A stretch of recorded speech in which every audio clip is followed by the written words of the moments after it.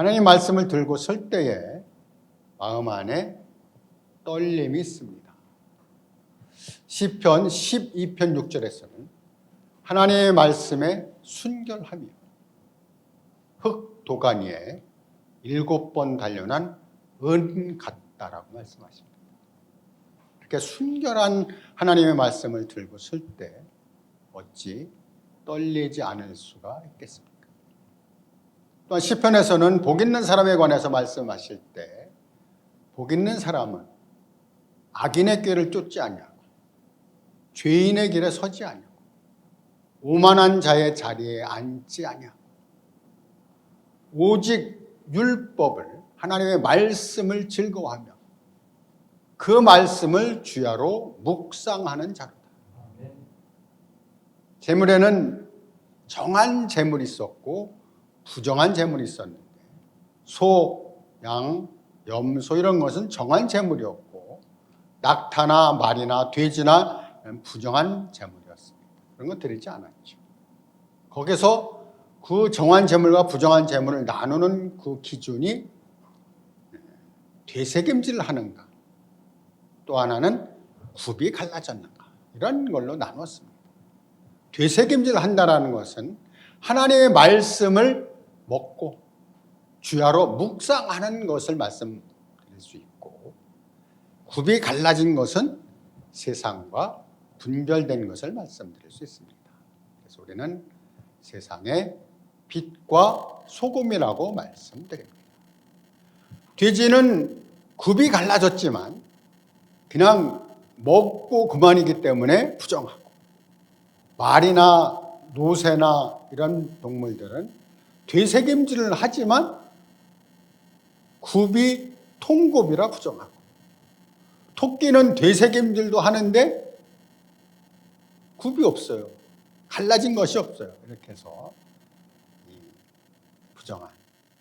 그래서 우리는 항상 하나님의 말씀을 붙잡고 하나님의 말씀에 따라서 은혜의 단비 아래 사는 모두가 되시기 바랍니다. 하나님 말씀은 오늘 함께 나눌 말씀은 골로새서 3장 4절에 우리의 생명이신 그리스도께서 나타나실 그때에 너희도 우리도 영광 중에 나타나리라 이렇게 말씀하고 계십니다. 여기서 세 가지 요점을 붙잡을 수 있습니다. 우리의 생명이신 그리스도, 또 나타나실 그때에, 또 영광 중에 나타나리라. 세 가지 하나씩 살펴보겠습니다. 우리의 생명이신 그리스도에서 생명이라는 이 단어는 아주 중요한 단어인데 1000번을 강조해도 부족함이 없습니다. 솔로몬이 그 성전을 지을 때 그 앞에 두 기둥을 세웠습니다. 하나는 야긴이라 하였고 하나는 보아스라 했습니다. 야긴이라는 뜻은 저가 세우리라 이런 뜻이고 보아스는 저에게 능력이 있다 이런 뜻입니다. 그래서 두 기둥을 성전 앞에 세우고 그리고 이제 많은 여기를 했는데 성경에도 커다란 기둥이 두 개 있습니다. 그 하나가 생명이고 하나는 건축입니다. 건축은 생명을 필요로 하고 생명은 건축으로 귀결됩니다. 생명만 가지고 우리는 건축에 참여하지 못한다면 아무 쓸모가 없습니다.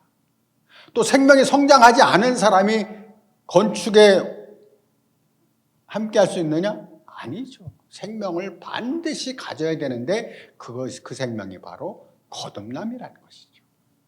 그래서 생명과 건축에 대한 인식이 우리 뇌리 속에 항상 있기를 바랍니다. 교회는 다 건축된 이런 모습입니다. 그래서 개인적인 것이 아니죠. 왕국이라든가 처소라든가 권속이라든가 새 사람이라든가 전사라든가 또 신부라든가 이런 많은 그리스도의 몸이라든가 이렇게 많은 부분들이 다 단체적인 것을 얘기할 때 거기에 참여하는가에 따라서 달라진다는 것입니다. 독단적인 것은 주님이 기뻐하지 않습니다.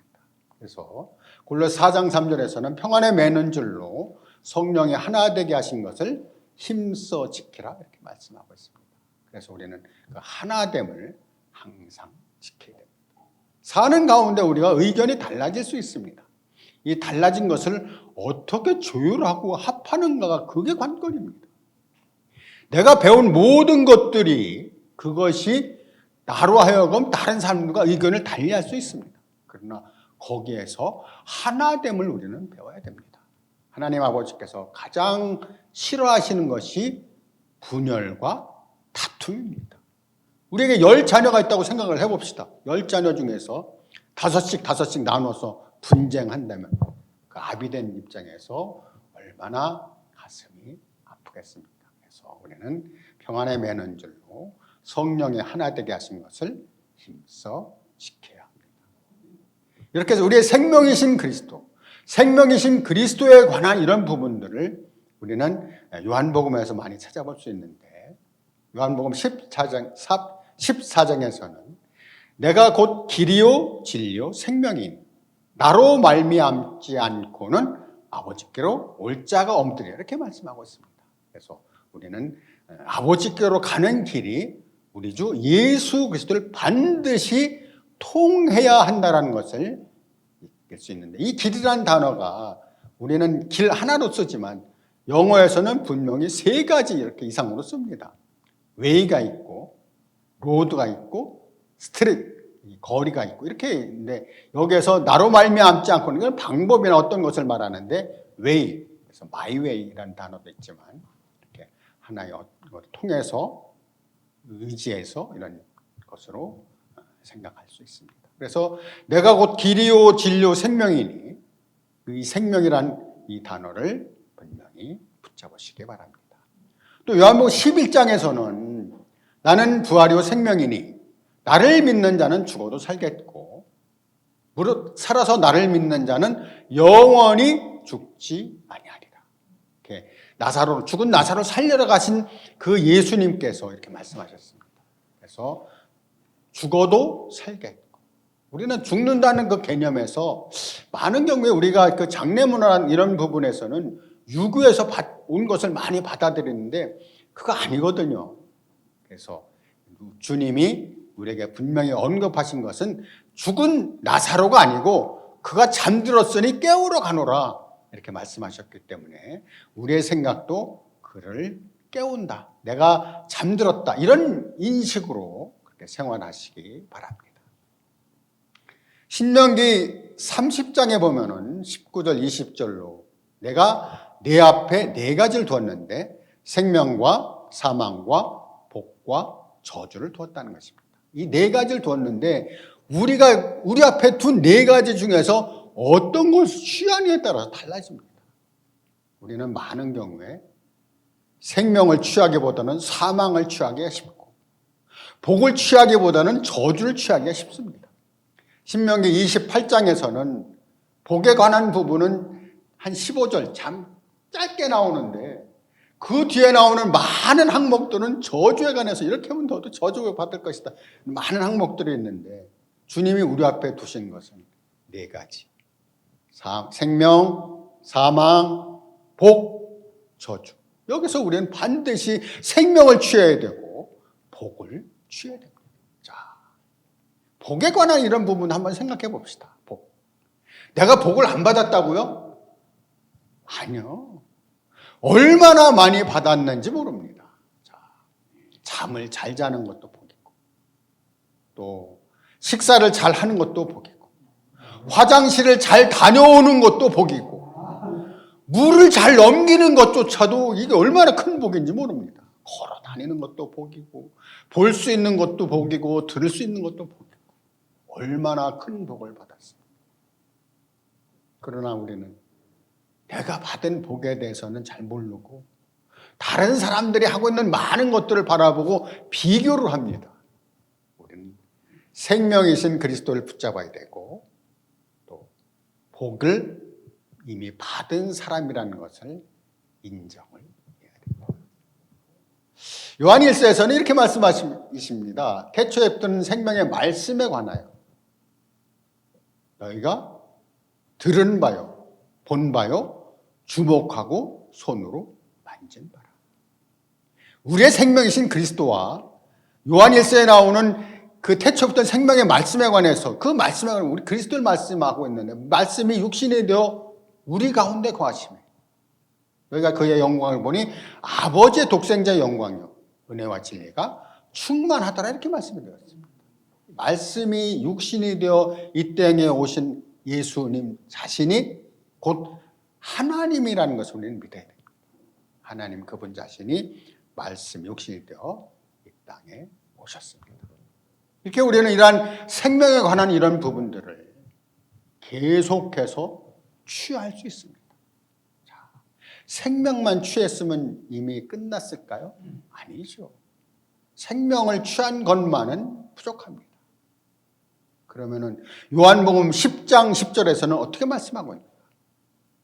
인자가 온 것은 양들로 생명을 얻게 하고 더 풍성히 얻게 하려 함이라. 도적이 온 것은 도적질하고 죽이고 멸망시키는 것이요 인자가 온 것은 양들로 생명을 얻게 하고 더 풍성히 얻게 하려 함이라.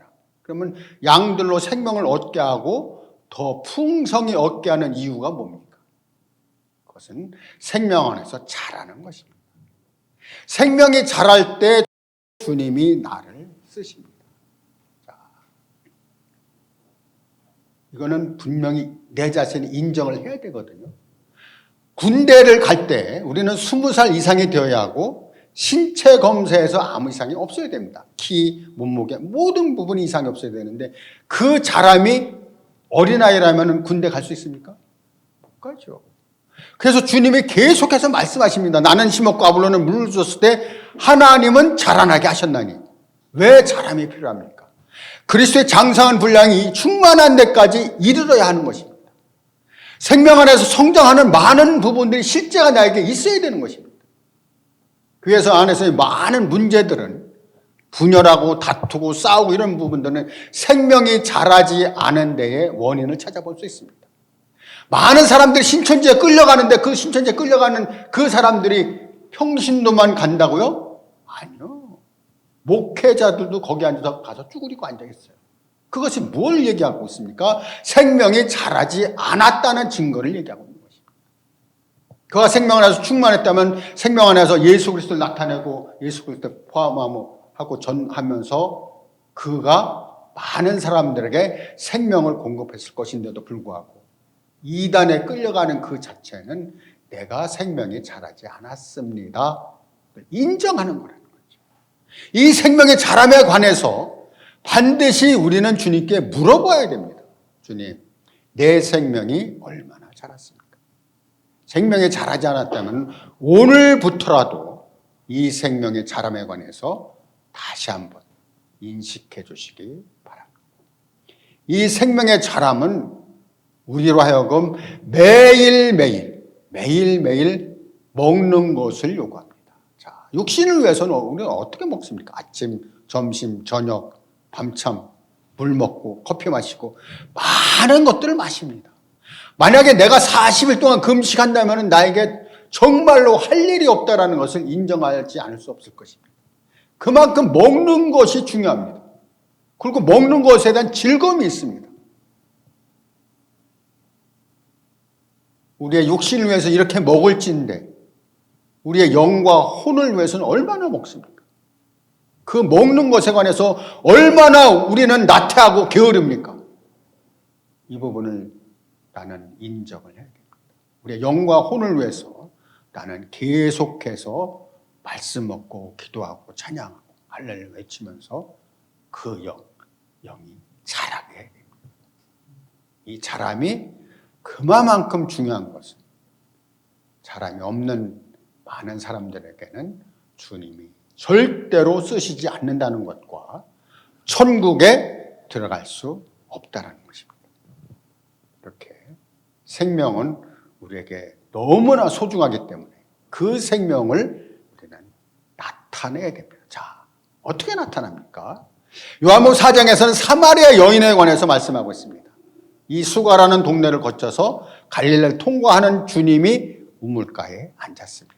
그리고 나서 정오에 오는 그 여인을 기다렸습니다. 그리고 그 여인이 나타났을 때에 그에게 물 좀 달라고 요구를 합니다. 그 여인이 반문합니다. 당신, 유대인인 당신이 왜 사마리아인인 나에게 물을 달라 하십니까? 왜냐하면 사마리아인과 유대인은 상종하지 않았기 때문입니다. 사마리아 땅은 유대 땅이었는데도 불구하고 사마리아 그쪽에 많은 혈통들이 혼혈이 되어서 그 혈통들이 와서 잡족이 되었기 때문에 정통 유대인들은 절대로 그들과 말도 하지 않았습니다. 인사는커녕 대화도 하지 않았는데 예수님 딱 앉아서 나에게 물 좀 주시겠습니까? 왜 나한테 물을 달라 하십니까? 내가 나에게 물을 달라 한 이가 어떠한 사람인 줄 알았다면 내가 그에게 생수를 청하였을 것이요 그가 너에게 주었으리라. 그 여인이 다시 말합니다. 이 우물은 깊고 당신은 두레박도 안 갖고 있는데 어떻게 물을 기를 수 있겠습니까? 주님이 말씀하시는 생수와 그 여인이 말한 야곱의 우물은 이렇게 다른 것입니다. 우리가 대화할 때도 상대방의 의중을 분명히 파악하고 들어야 되는데도 불구하고 앞뒤 다 잘라먹고 가운데만 얘기하면 완전히 반역이 되는 것입니다. 특히 우리 한국 우리나라 말은 끝까지 들어봐야 된다라고 이렇게 말하고 있는데 왜 나에게 물을 달라 하니까 그러니까 내가 주는 물을 주는 이가 어떠한 사람인지 알았다면은 내가 그에게 구했을 것이요 그가 너에게 생수를 주었으리라. 두레박도 없는데 어떻게 줬습니까? 그러니까 주님이 말씀하셨습니다. 이 물을 먹는 자마다 다시 목마르라. 내가 주는 물은 그 속에서 그 사람이 다시 목마르지 아니하리니 그 속에서 영생하도록 솟아나는 샘물이 되리라. 생명 안에서 충만하다면 우리는 다른 사람들에게 생수를 공급할 수 있습니다. 어떻게 공급합니까? 요한복음 7장에서는 명절 끝날 곧 훗날에 예수께서 서서 외쳐 가라사대 누구든지 내게 목마르거든 내게로 와서 마시라. 나를 믿는 자는 성경의 이름과 같이 그 배에서 생수의 강이 흘러나리라. 그 생수의 강이 흘러나는데 그 강이 다른 사람을 마시기에 충분하다는 것입니다.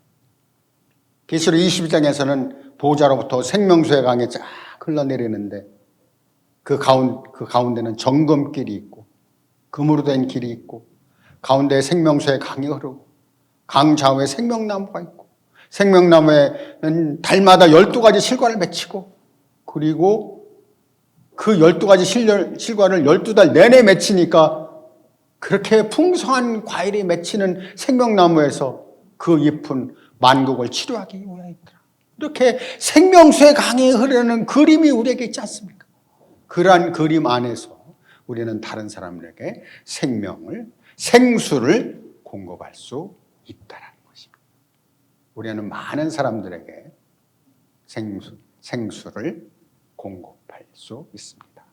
두 번째로 우리는 나타나실 그때예요. 우리는 나타나실 그때라는 이런 단어를 어떤 분들은 안 믿는 분들이 있습니다. 그 안 믿는 분들의 이유를 찾아보니까 분명히 그 이유가 있었어요. 누가복음 17장으로 한번 가봅니다.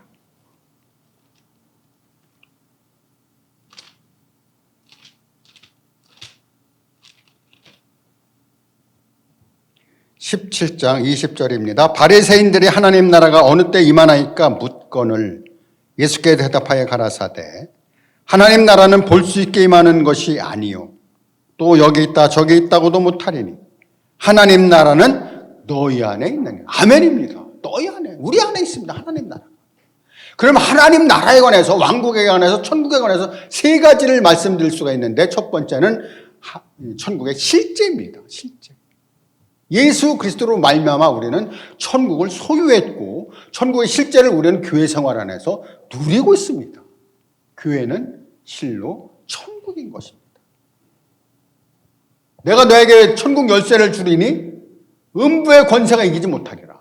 내가 땅에서 풀면은 하늘에서 풀리고 땅에서 매이면 하늘에서 매이고 이렇게 베드로에게 천국 열쇠를 줬습니다. 교회는 실제로 천국의 실제일 것입니다. 자, 실제가 있고 그 다음에 두 번째 나오는 건 천국의 외형입니다. 오늘날 얼마나 거대한 그 천국의 외형들이 제수이트라든가 이런 하나님의 이 왕국 안에서 얼마나 흔들고 있습니까? 그들이 하는 많은 비리들로 말미암아 우리는 아주 몸살을 앓고 있습니다. 천국의 외형. 기독교, 천주교 합해서 많은 사람들이 이렇게 사람들을 못 살게 하고 있는 이런 부분들이 천국의 외형입니다. 외형. 세 번째로는 볼 수 있는 것은 천국의 나타남이죠. 나타남. 그러니까 이 세 가지를 모르고 첫 번째만 천국의 실제만 얘기하면은 우리 안에 있는 거 맞아요. 아멘이에요. 그리고 두 번, 세 번째를 다 우리가 인정해야 되는 것은 주님이 오신다는 거죠. 자, 마가복음 13장으로 가봅니다.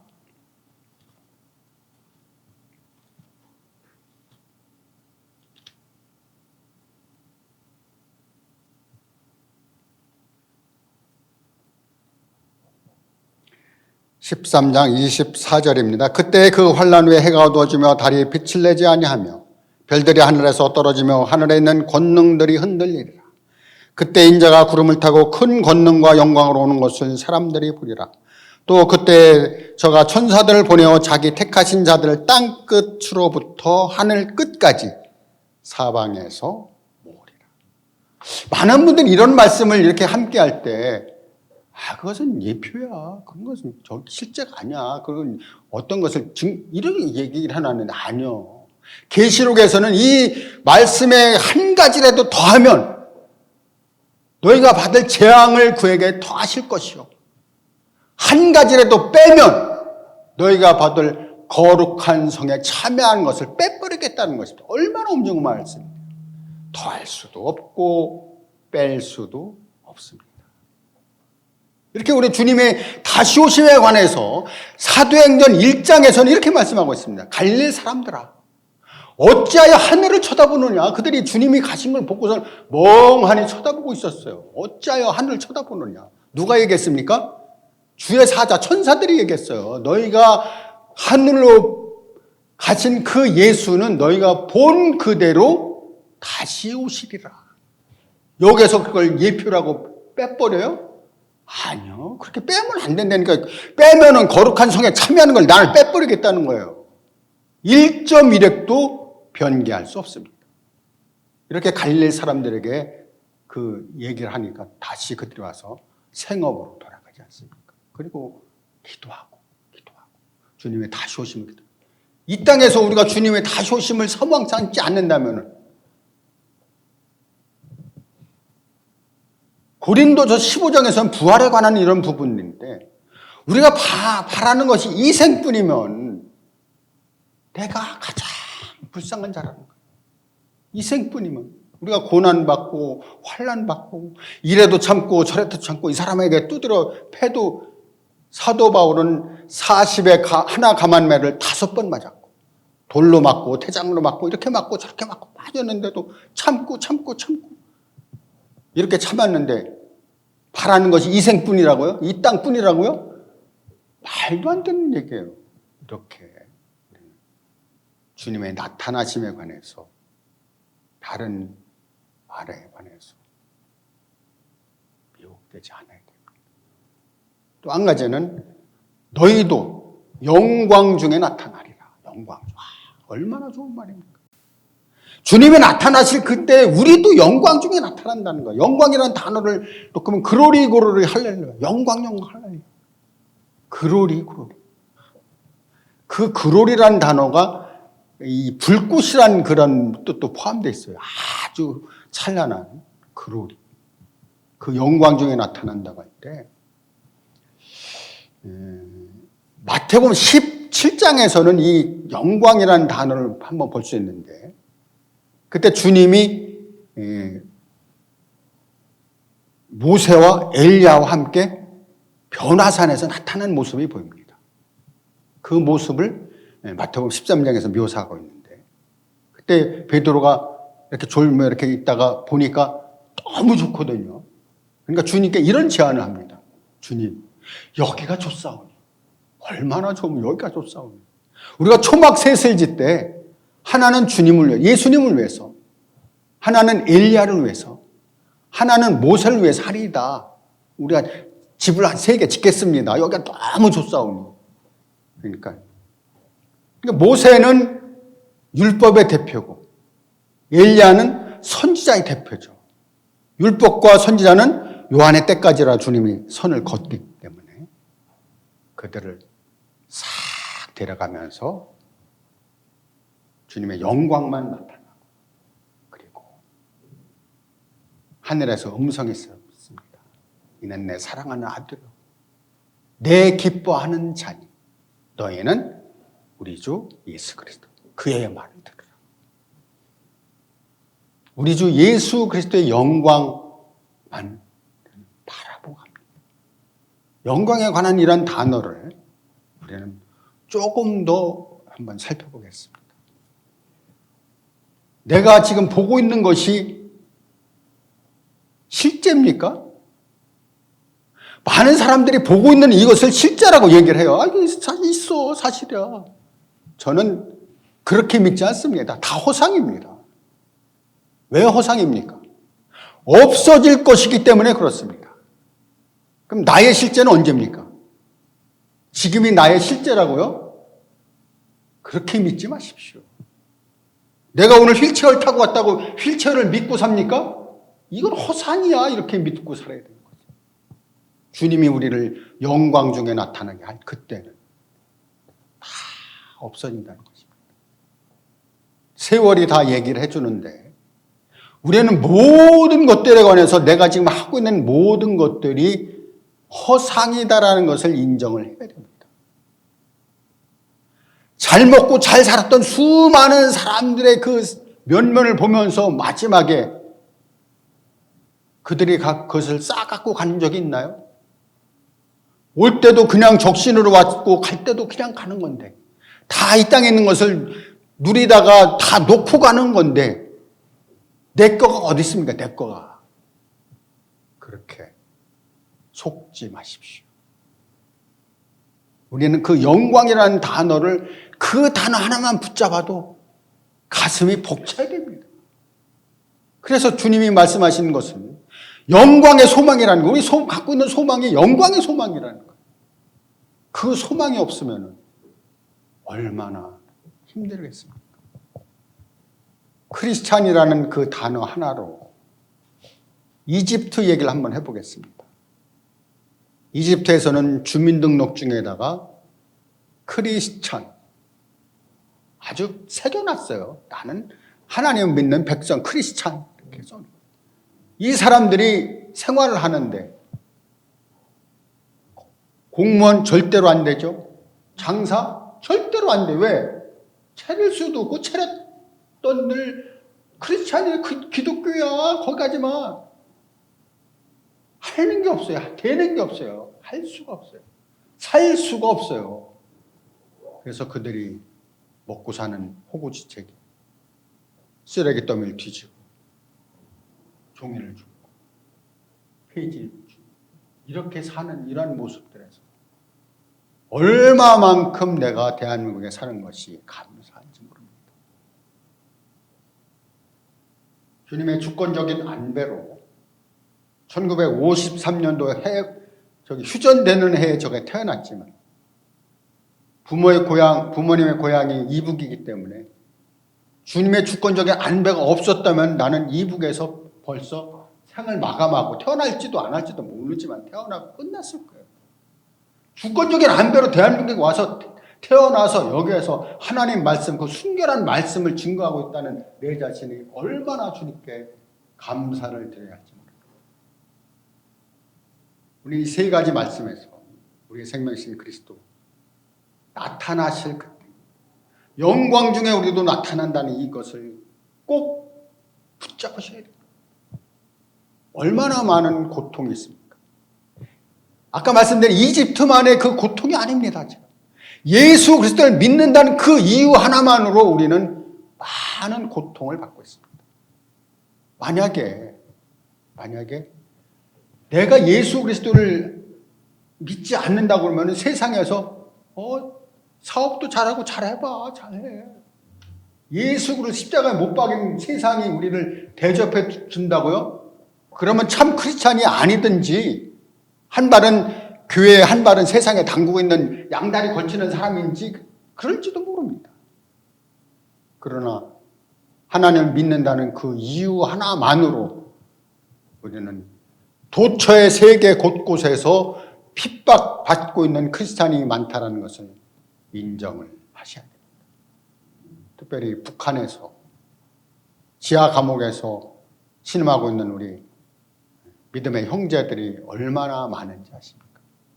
그들을 위하여 우리는 기도를 해야 되고 주님의 다시 오심을 속히 오시기를 간구해야 됩니다. 마태복음 24장 14절에서는 이 천국복음이라는 이 단어를 놓고 봤을 때 천국복음이라는 건 누가 만들어 놓은 것이 아니거든요. 하나님 나라를 전하는 것이 천국복음인데, 사도 바울도 처음에는 은혜의 복음을 전하다가 마태복음 28장에서는 하나님 나라를 증거했다라는 것이 분명히 언급되어 있는, 2번이나 언급되어 있어요. 그 많은 사람이 없었다. 그래서 이러한 천국복음을 전하는 이런 부분에서 이 천국복음이 모든 민족에 증거되기 위하여 온 세상에 전파되게 됩니다. 그제야 끝이 옵니다. 이렇게 주님의 다시 오심에 관해서 곳곳에 말씀하고 있고 끝과 마감 짓는 말씀을 하고 있다는 것입니다. 우리는 이러한 생명이신 그리스도, 그 그리스도를 붙잡아야 되고 그 그리스도로 말미암아 내 생활이 얼마만큼 변해야 되는가는 오늘 말씀을 통하여 살펴볼 수 있습니다. 그 생명을 붙잡기 위해서 우리는 목숨까지 내놔야 돼요. 그 믿음을 지키기 위해서 세상에서 인자가 올 때 믿음을 보겠냐는 이 말씀을 거부해야 됩니다. 끝까지 붙잡아야 되는데, 특별히 계시록 2장 7절에서 서머나 교회에게 말씀하신 부분이 있습니다. 내가 죽도록 충성하라. 그러면 생명의 면류관을 너에게 주리라. 서머나 교회는 핍박받는 교회였습니다. 얼마나 박해가 심했던지 그 박해 심한 그 교회에게 죽도록 충성하고 목숨을 바치라는 것입니다. 그러면 생명의 면류관을 너에게 주리라. 오늘 내가 이 땅에 살고 있는 것에 너무나 감사를 드리는 것은 아직도 우리에게 이 땅에서 그 하나님을 믿는다는 이유로 교수형을 처하지는 않습니다. 그러나 한 가지 주의해야 될 부분이 있는데, 그 부분이 매매를 위해서 우리는 베리칩을 절대로 받지 않아야 되는데, 손이나 이마나 받지 말고, 또 사람 며칠 죽인다고 할 때 그런데 위축되지 않고 절대로 받지 않고 항상 주님의 말씀을 붙잡고 전진하시는 저와 여러분 계시기를 주의 이름으로 축원합니다.